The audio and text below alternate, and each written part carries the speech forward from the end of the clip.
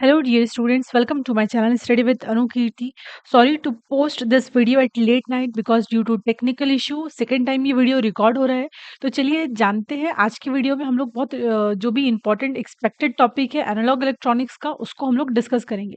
सबसे पहले मैं बात कर रही हूँ फर्स्ट यूनिट का। मैंने special purpose diode, PN junction, full wave, half wave और ब्रिज रेक्टिफायर को ऑलरेडी वीडियोस में एक्सप्लेन कर दिया है।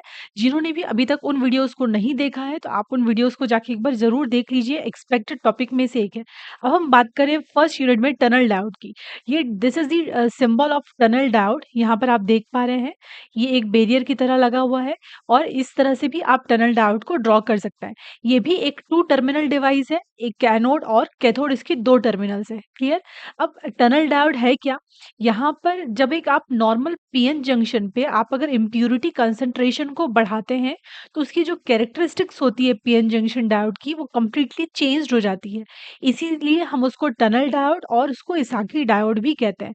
That means PN junction diode में जब आप इम्प्यूरिटी को मिलाएंगे तो उसकी कैरेक्टरिस्टिक्स प्रॉपर्टी पूरी तरह से चेंज हो जाएगी।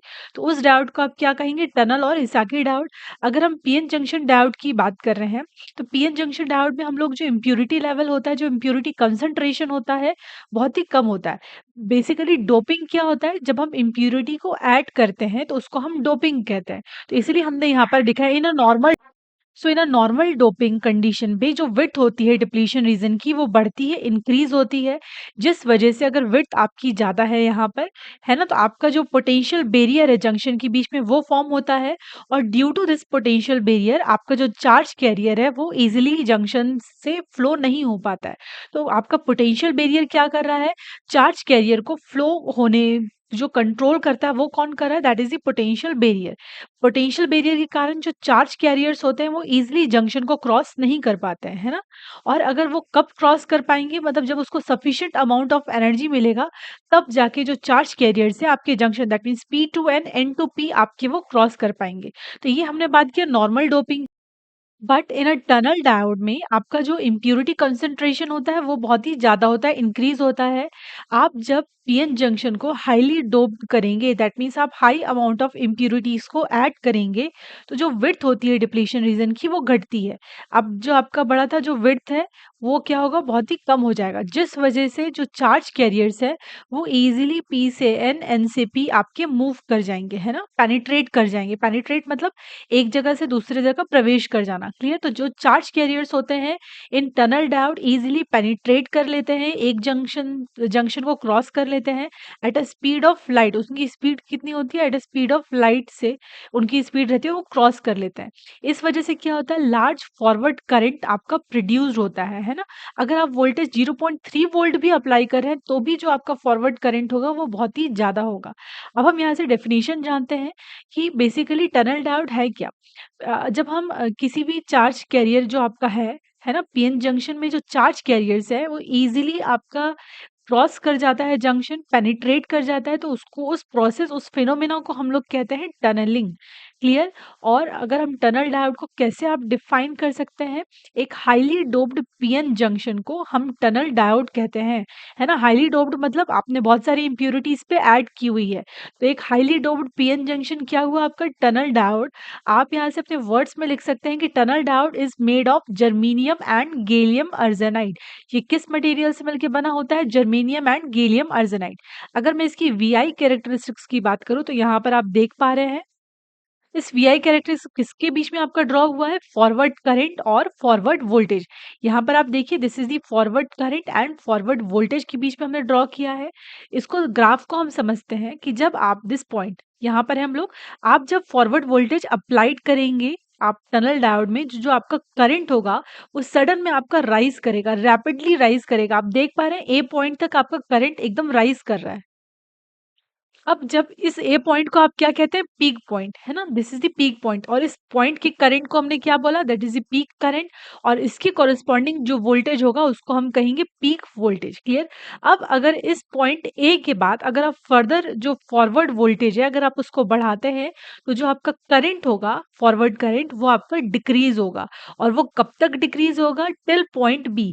और इस पॉइंट बी को क्या बोलते हैं? Valley point. इस वैली पॉइंट के अक्रॉस जो करंट होता है उसको हम हम आई वी बोलते हैं, that is the valley current, और इसके अक्रॉस जो आपका कॉरस्पॉन्डिंग जो वोल्टेज होता है उसको हम वी वी कहते हैं, that is the valley voltage. Clear. Again आप अगर फॉरवर्ड वोल्टेज को बढ़ाते हैं तो अगेन आपका करंट पूरा रैपिडली राइज होगा। कब तक राइज होगा? टिल इट्स मैक्सिमम वैल्यू, और इस मैक्सिमम वैल्यू को हम क्या बोलते हैं? पीक पॉइंट, जिसको यहाँ पर हमने नाम दिया है, that is at point C, and the process repeat.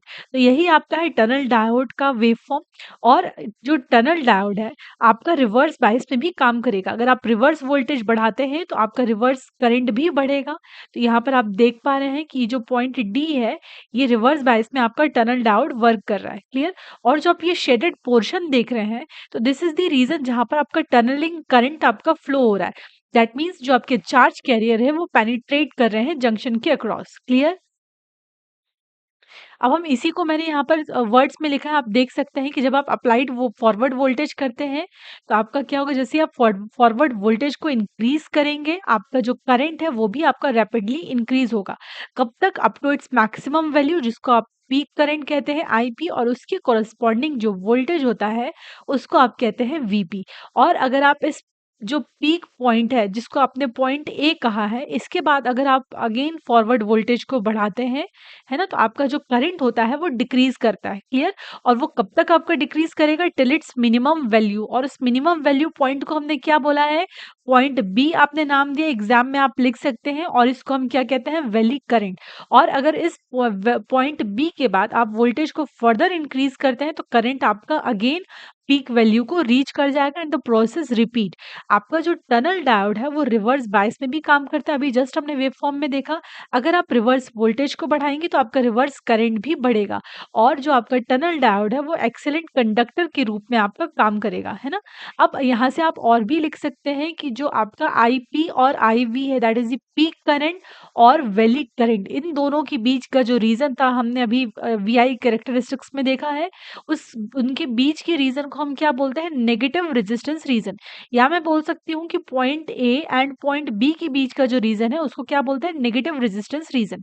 इसका फॉर्मूला क्या हो जाएगा आपका? R N equal to minus del F upon में डेल आई एफ। जो वी एफ है this is the change in forward voltage, और आई एफ है this is the change in forward current. Now हम एप्लीकेशन की बात करते हैं टनल डायोड की, तो इस पे मेमोरी स्टोरेज डिवाइस है।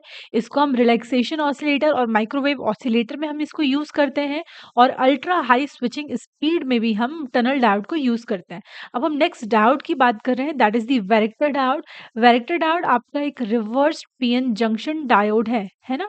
और जो डिप्लीशन लेयर की जो इनहेरेंट कैपेसिटेंस प्रॉपर्टी होती है उसको हम यहाँ पर यूटिलाइज करते हैं। तो बेसिकली वैरेक्टर डायोड में आप क्या लिखेंगे एग्जाम में?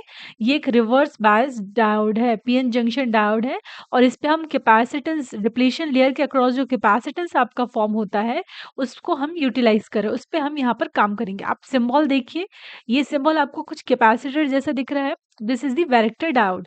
क्लियर। यहाँ पर आप इस डायग्राम को देखिए, this is the P N junction.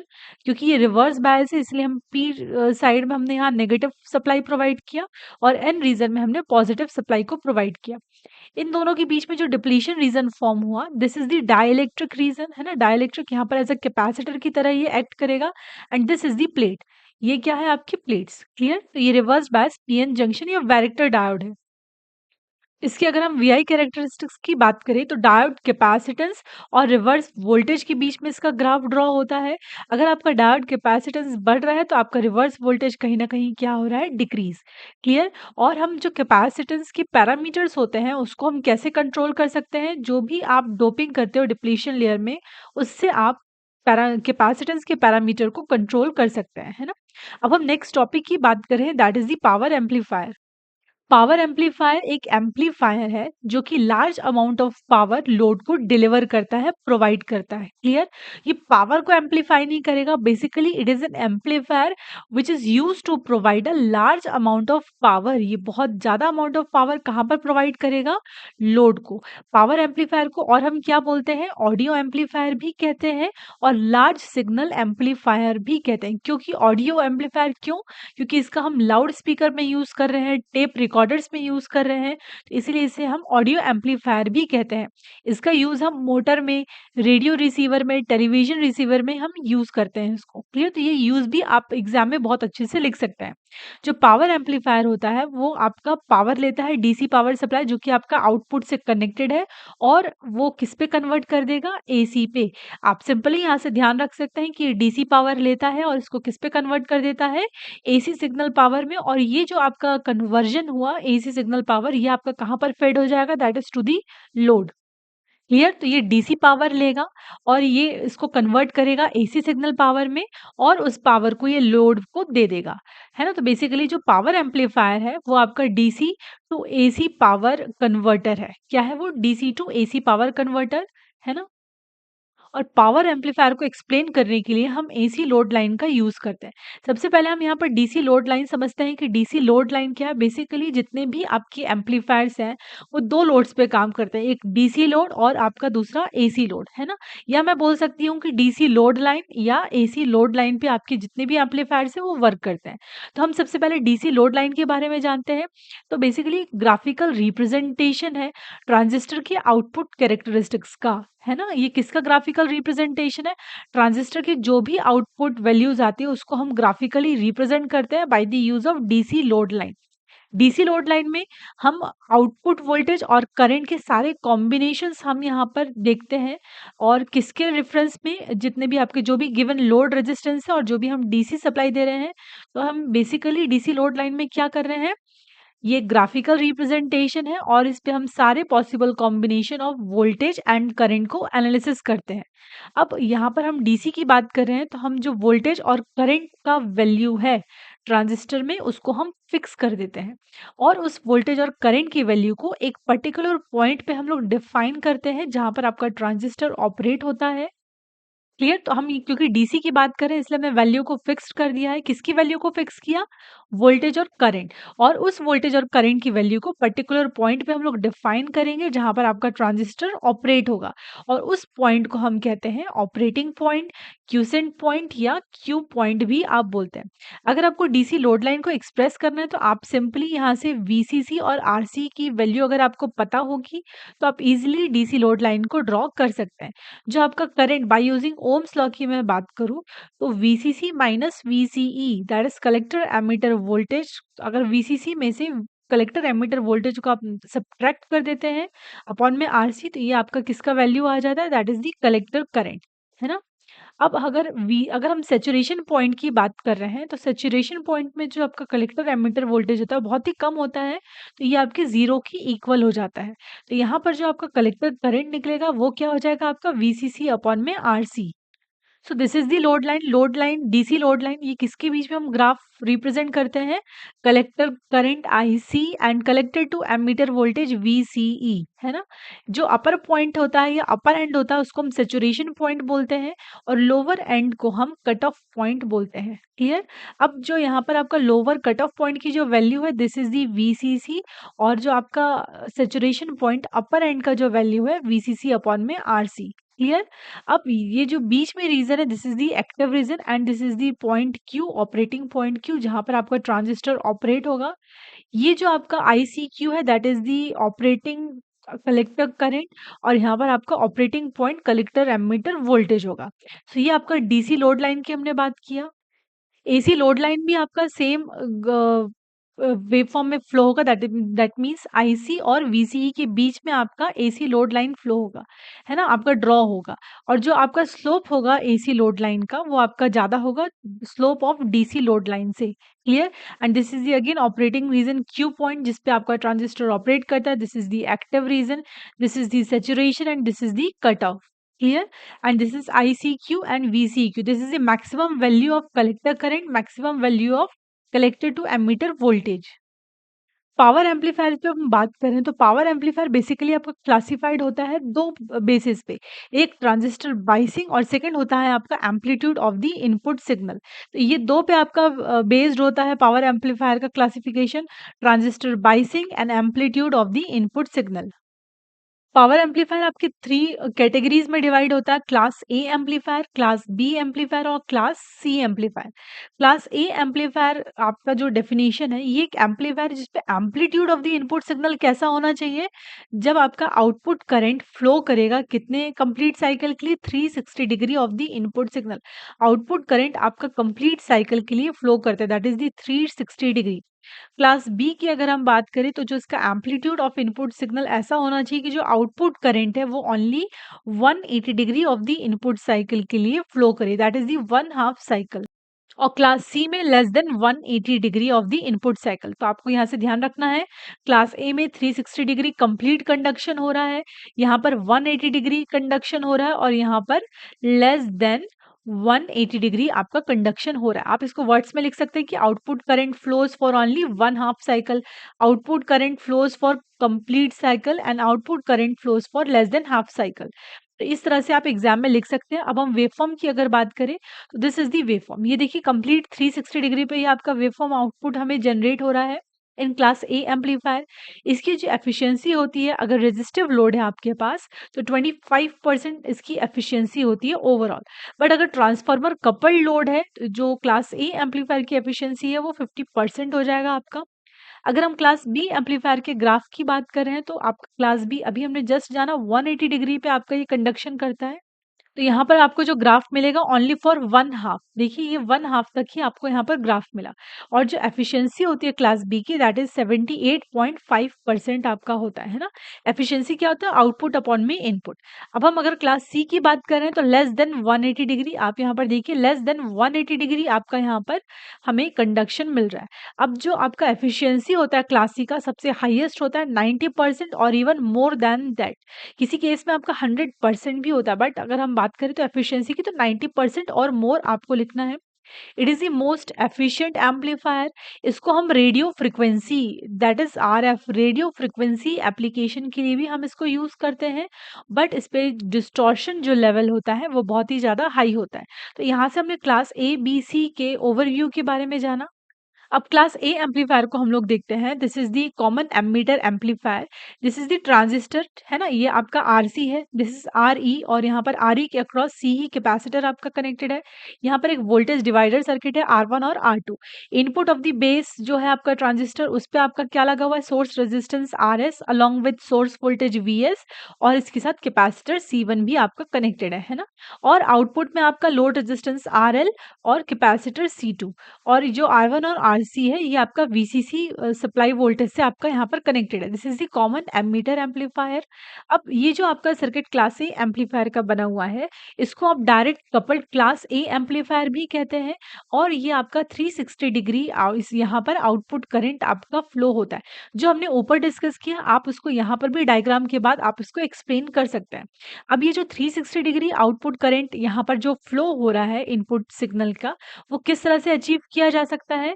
जो लोड लाइन है आप देख पा रहे हैं, अभी हमने जस्ट लोड लाइन को देखा था, इसके सेंटर में अगर आपका क्यू पॉइंट होता है तो आप 360 डिग्री कंडक्शन को अचीव कर सकते हैं क्लास ए एम्पलीफायर में। सो this is the wave form of class A amplifier. यहाँ पर आप देख पा रहे हैं ये एसी लोड लाइन है, हमने सेंटर पे यहाँ पर क्यू ऑपरेटिंग पॉइंट को रखा है। आईसी क्यू इसका मैक्सिमम कलेक्टर करंट है और VCEQ यहाँ का कलेक्टर एमिटर मैक्सिमम वोल्टेज है।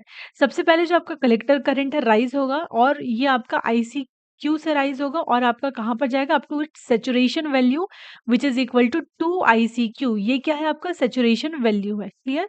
सेम आपका यहाँ पर अगर हम कलेक्टर एमीटर वोल्टेज की अगर बात करें तो ये आपका राइज होगा अप टू VCEQ तक और अगेन राइज करेगा कट ऑफ वैल्यू तक। This is the cut of point, this is the saturation point. तो एक आपका कट ऑफ पॉइंट तक रीच करेगा जिसकी वैल्यू कितनी है 2 VCEQ और अगेन ये आपका 0 पे चला जाएगा।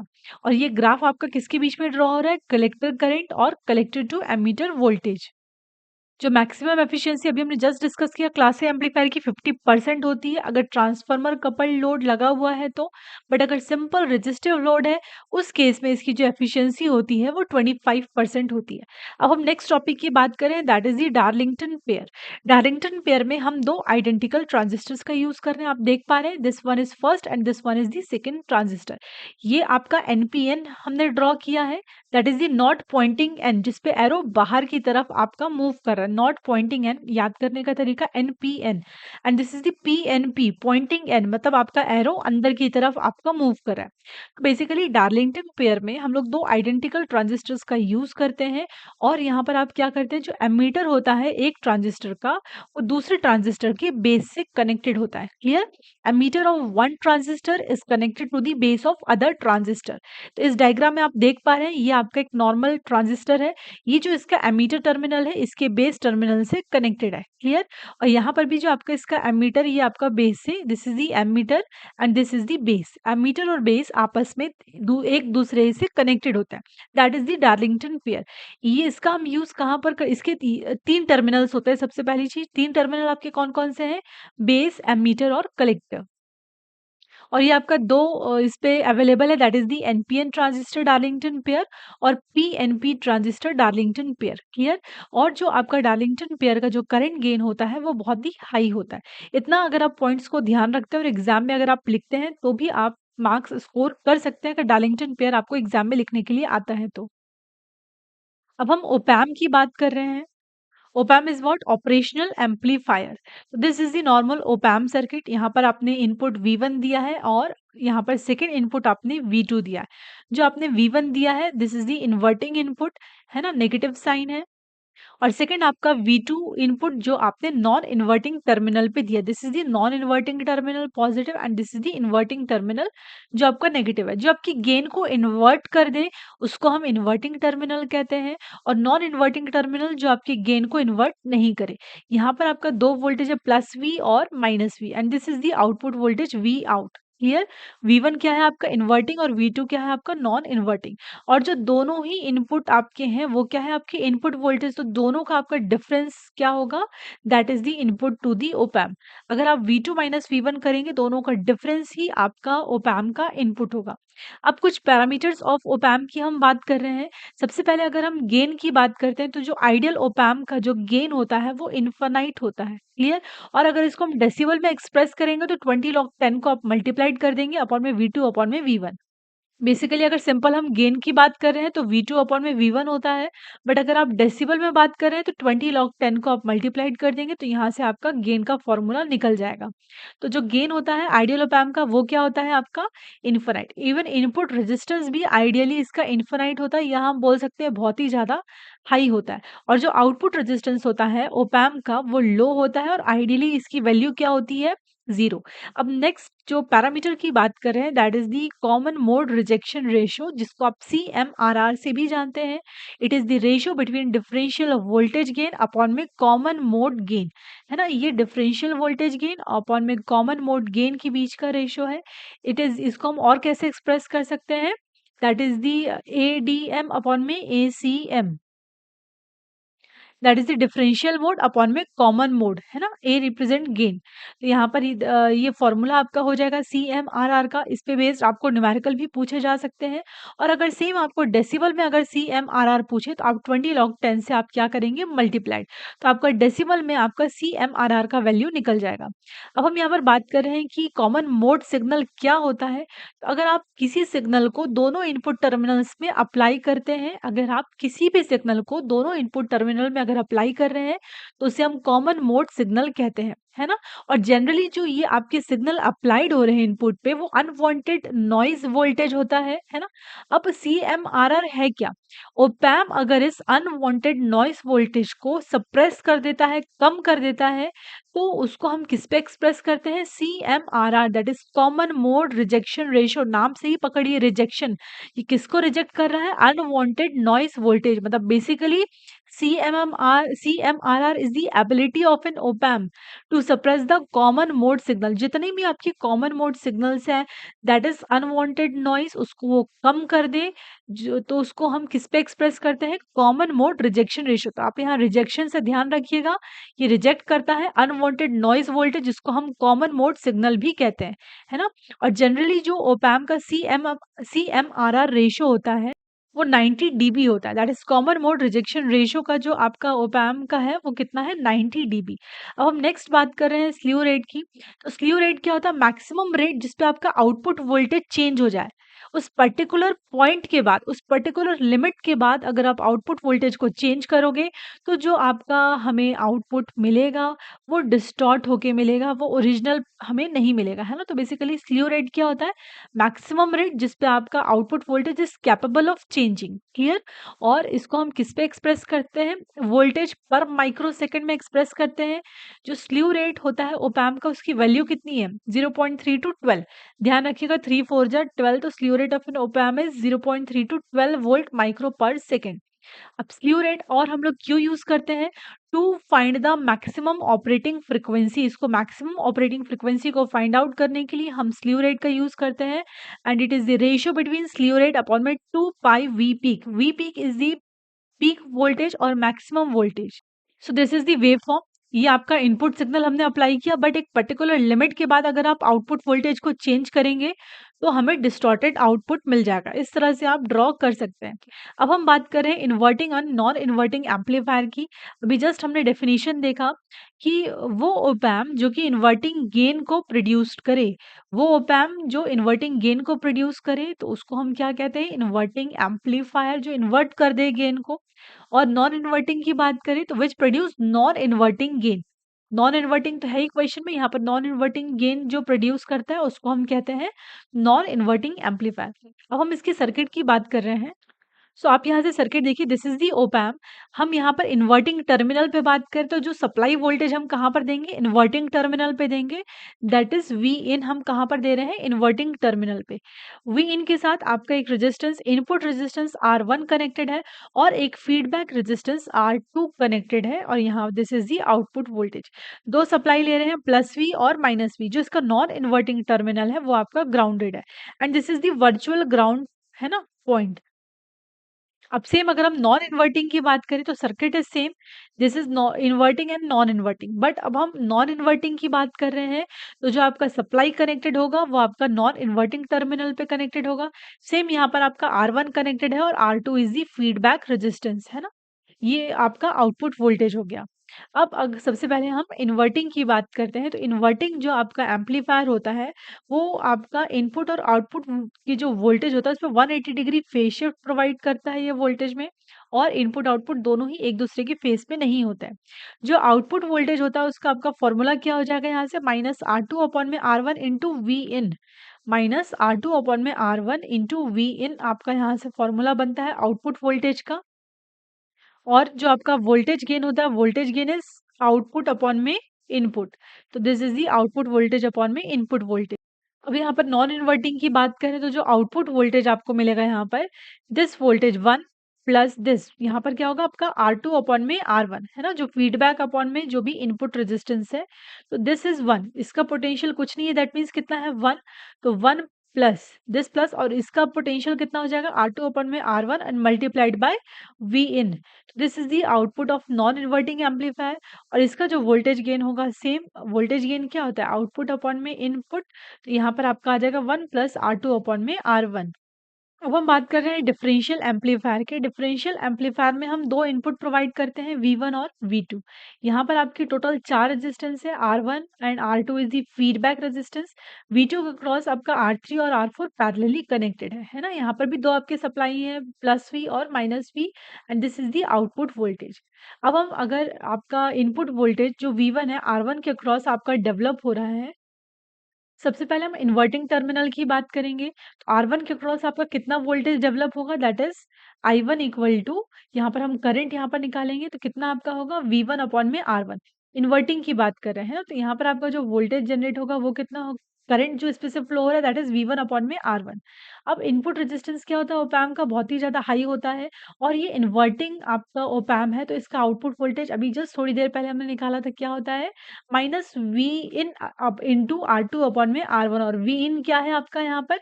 We in is equal to V1, क्योंकि हम यहाँ पर इन्वर्टिंग की बात करें, इन्वर्टिंग पे हम कितना वोल्टेज प्रोवाइड कर रहे हैं? V1। और यहाँ से अगर आपको वोल्टेज गेन निकालना है तो आउटपुट अपॉन में V1, V1 is the input. In inverting terminal. Output की वैल्यू क्या है यहाँ पर वोल्टेज आउटपुट की माइनस V1 अपॉन में R2 अपॉन में R1। इसको हमने पुट किया तो V1 से V1 आपका कैंसिल आउट हो जाएगा तो माइनस R2 अपॉन में R1। अब हम अगर नॉन इन्वर्टिंग टर्मिनल की बात कर रहे हैं, नॉन इन्वर्टिंग टर्मिनल में जो आपका वोल्टेज अपीयर हो रहा है, इस पॉइंट पे जो आपका वोल्टेज अपीयर होगा वो कितना हो जाएगा, by using voltage division rule. हम यहाँ पर क्या कर रहे हैं, वोल्टेज डिवीजन रूल को अप्लाई कर रहे हैं, है ना। हमें किसके अक्रॉस वोल्टेज को फाइंड आउट करना है, यहाँ पर R4 के अक्रॉस। तो टोटल वोल्टेज कितना है, V2 multiplied by R4 upon में total resistance R3 plus R4। Same हमने यहाँ पर किया है, तो यहाँ पर आपका वोल्टेज नॉन इन्वर्टिंग टर्मिनल के अक्रॉस इतना हो जाएगा। और सेम वोल्टेज अगर हम R1 के अक्रॉस देखेंगे तो यहाँ पर आपका क्योंकि इन्वर्टिंग टर्मिनल है तो नेगेटिव लग जाएगा। सेम वोल्टेज क्लियर, यहाँ का voltage this is the R1 के अक्रॉस। अब अगर आपको आउटपुट वोल्टेज निकालना है ना, तो आउटपुट वोल्टेज आपका क्या होगा, दिस वोल्टेज अभी हमने जस्ट निकाला by using voltage division rule, V2 into R4 upon में R3 प्लस R4। और ये वोल्टेज कितना हो गया आपका माइनस V2, अब ये जस्ट हमने निकाला R4 अपॉन में R3 प्लस R4 और दिस R2 अपॉन में R1, है ना। तो ये आपका यहाँ से आउटपुट वोल्टेज निकल गया। अगर आपको वोल्टेज गेन निकालना है तो आप AV equal to output upon में V2 कर देंगे, क्योंकि V2 आप इनपुट दे रहे हैं, तो यहाँ से आपका वोल्टेज गेन का वैल्यू निकल जाएगा। सो 555 टाइमर आप लोग देख लीजिएगा एक बार, ये भी एक्सपेक्टेड टॉपिक में से एक है। अभी तक मैंने जितने भी वीडियोस अपलोड किया है, अगर आप उनको भी देखते हो तो आप easily 40 plus marks, even 45 plus marks score कर सकते हैं कल के एनालॉग एग्जाम में। So all the best to all of you, है ना, for tomorrow's exam, and stay tuned and keep updated with study with Anu Kirti, and it is nice to connect with you all. Thanks for watching.